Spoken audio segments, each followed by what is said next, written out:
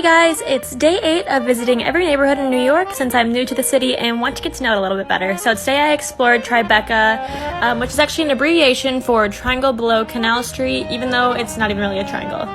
One of the first things I saw was the fire station from the Ghostbusters films and the very obvious Jenga building that is the tallest structure in TriBeCa. I had to stop at Takahashi Bakery for these fun Japanese-style pastries, and then I went over to the Philip Williams poster store, which is known for having the largest collection of posters for sale in the world.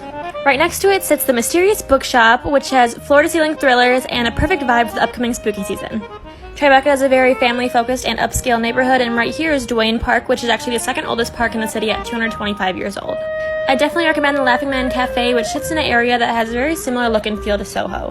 Historical sites include the Bazzini Building, which is home of the Bazzini Nut Empire, and the famous Sky Bridge, which actually just sold for $24 million, and as a Swiftie, of course, I'm lumping in Taylor Swift's building on Franklin Street, where she owns $50 million of real estate. I also thought this looked just like the Bean in Chicago, if you know what that is, and then all the alleys in this area also reminded me of the city of Chicago. Although with all the cobblestone streets, this area feels a lot more quaint. In one of these alleys behind a wall of graffiti sits the smallest museum of the world, which I could see the entirety of through this single window. Certain streets are lined with high-end galleries, and I was too intimidated to go inside, but I got to peek through a bunch like the window shopper I am to see some really cool art.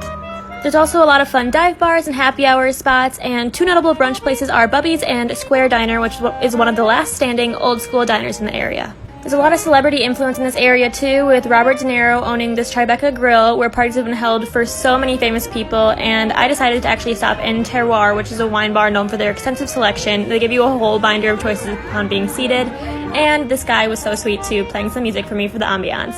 To end the day, I walked down Pier 26 for some beautiful sunset views among the evening runners on the West Side Highway.